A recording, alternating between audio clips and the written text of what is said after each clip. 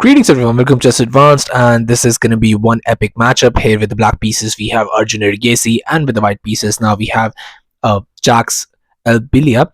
This is a game from the 2024 Olympiad, and I'm going to be covering the entire Olympiad saga. I've already covered Divya's games with a spectacular 9.5 out of 11. I've already covered Gukesh's games of 10 out of 11. And now the only person with the gold, which I didn't cover, was definitely Arjun Erigaisi, who I will be covering now. And then there are a few tournaments remaining, which was the candidates of 2024, which was very, very important. And there were some amazing games there as well to cover. So I will go for that as well. But now I think we're in the Olympiad saga. So without further ado and without further hesitation, here just let's get on with it. And here with the white pieces, now Jacques goes for d4. We have knight to f6 by Arjun, c4, e6, and here just knight to c3. So there is a lot of rating gap. Jacques here is 23.43, and with the black pieces Arjun is 27.78. So there's almost 500 points rating gap, and yeah, that's a lot. Here just bishop to b4, we go into the Nimzo Indian defense. e3, now just b6. Here just knight to e2, knight to e4, now bishop to d2, but just knight captures. So trading that piece early on, is it a good something or is it a bad something? Well, we'll see. Here queen captures was played, but just castles now. a3, bishop goes back, and now just going for g3. Now just fiend doing that bishop, but first bishop to b7. Now that rook is hanging, so you have to do something. So just e4 now, closing it up, and you cannot even go for a move like e4 in this position because your knight on f6 has been traded off. Now just comes this knight to c6. We have queen to d3, and you have to understand the center is just so massive here for white that it's going to be very, very difficult to play this game. And the thing is that you can push those pawns further and you can create an even massive center here. Bishop to a6 was played by Arjun, and it seems like a normal move because your bishop is not going to be that much useful here with the pawns covering all of these things. So here the bishop would be very, very useful here. But now just comes b4, and you have to understand that b5 is coming, and all of those pawn storm here is going to be very difficult to deal with. And yes, it feels like because you just gave up that knight and now you don't have the central thrust, how do you do anything in this position? It's going to be a very passive position if you have to play. And the thing is, you have a very nice resource in this position which you have to find, which is this e5. And e5 is such a beautiful move because you have to calculate it through. And the thing is that if you go for d5 in this position, which seems like a decent move, just knight to b8 and after bishop to h3, now you play d6, castles, knight to d7, and then f4.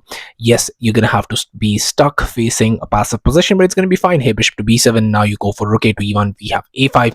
You try to create some counterplay here, you defend properly here, and your position is going to be absolutely fine. But what about b5?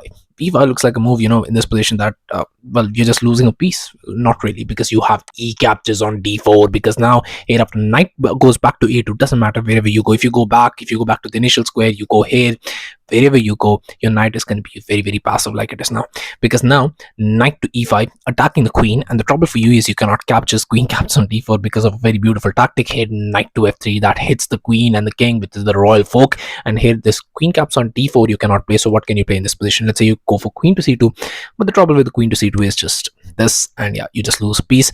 Regain the piece. I don't matter if you have a pawn there or not, my position is going to be absolutely fine. And the thing is that, just to be spiteful, if you go for a move like queen to b2 here, just knight to f3 check, I'll just give you a check first, so you lose your castling privileges, king to d1, and then capture it. And then after bishop captures, just move my knight, and my position is absolutely amazing. There is no reason to worry. So but all of this had to be calculated through. But here after b4 we have bishop captures. Bishop captures on b4. He sacrifices a piece, but he doesn't have any compensation for it at all. And that's my friend, that's what I call a tall move, because there is no compensation for this.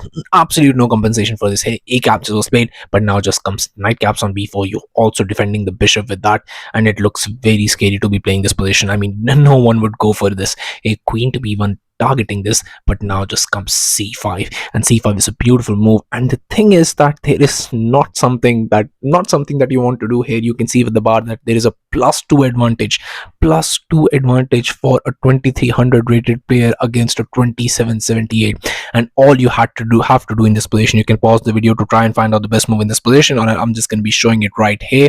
The thing is that you can play knight to f4 and your position is absolutely fine. Let's say you go queen to e7, trying to just develop the queen. Also maybe this, just putting some just defending that. Here just t captures, b captures, you play bishop to e2, but here rook f to b8, castles, knight to c6 attacking the queen, queen moves, you play knight to e5 attacking the queen, and then most likely here after the queen moves you play bishop captures, trading everything. But the thing is that pawn capturing just allows a very nice tactic, which is this knight c to d5, and after he captures, knight captures. The problem is, even if you go queen to e5, just going to be losing a piece. So that is all that needs to be calculated in this position. But after c5, in this position, Jax goes for a very weird move, which I don't know what he thought. He thought maybe the endgame would be very nice for him because he already has a piece which was sacrificed. So maybe two pieces for the rook would be fine. So he goes for rook captures on a6. He's like, you want to play a tal move against me? Let me show you when I play the tal move. But knight captures on a6. But this was the bluff that, that this was the compensation he got for the tal move that he played. So this is not a tal move. This is a blunder. It just d5 was played, but now just comes this knight to b4. We have bishop to g2, e captures, knight captures, knight captures, and after e captures, you have to understand it looks very dangerous to be playing this position with the black pieces, but the position is absolutely fine. You can go for rook to e8, which was played in the game. Queen to d3 now, but now just comes this b5, and b5 is the best engine move in this position, absolute best. There is nothing you can do. If you go for a move like, even if you push this, just creating some threats, I'll just move the rook out of the way, and I'll also defend my pawn. Queen is also covering in here with the check. If you go for a move like c captures, then just comes queen to a5 check, queen to d2, queen to e1 check, queen to d1 here after going for rook captures on e2, which is this beautiful move in this position. If you go for king captures on e2, then just rook to e8 check, and bishop needs to block. There is nothing. If you do anything other than that, you're just getting checkmated or losing the queen.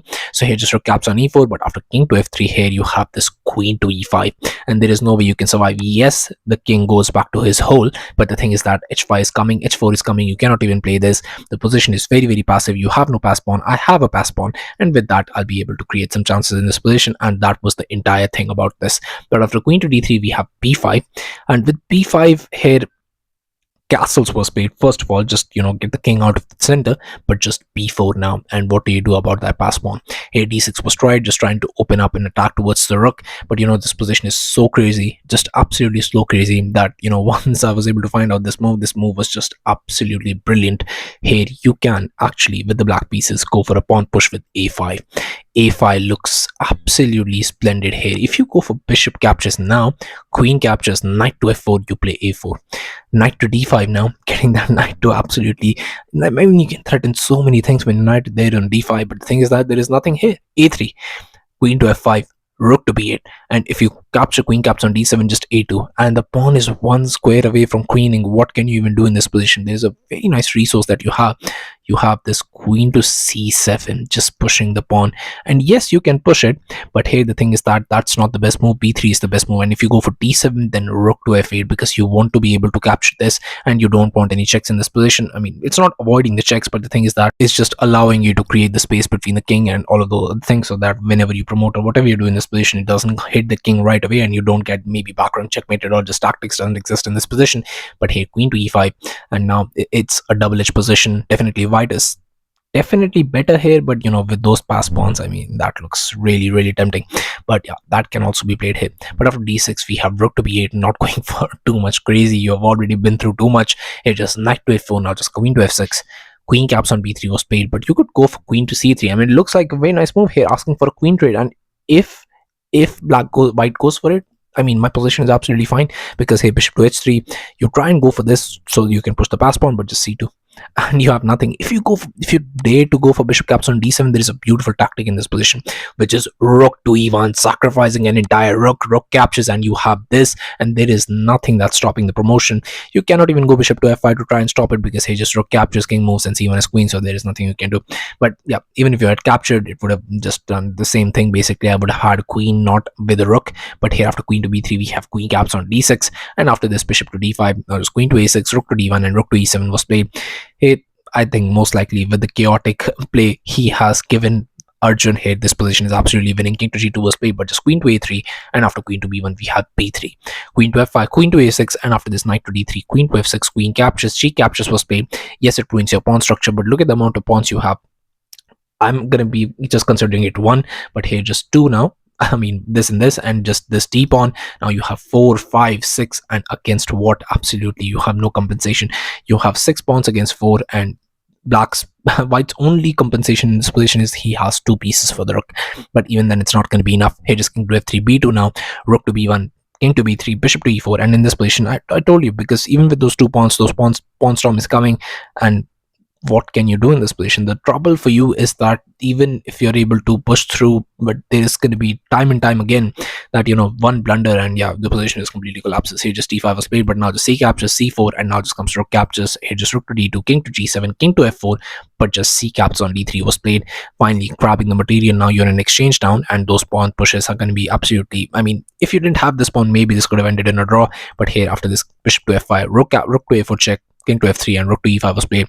And it was on this move, on move 40, that Arjun Erigaisi got this spectacular win. I mean, after that bishop captures on g4, I mean, getting this win right here like this is just absolutely spectacular. He won this game. This was the first game, India against Morocco, and India beat Morocco, and Arjun played a spectacular role in it as well. So yeah, thank you all for watching. I'll be coming back with games like these, so stay tuned to the channel, stay updated, and I'll be seeing you guys very, very soon. Thank you very, very much for watching.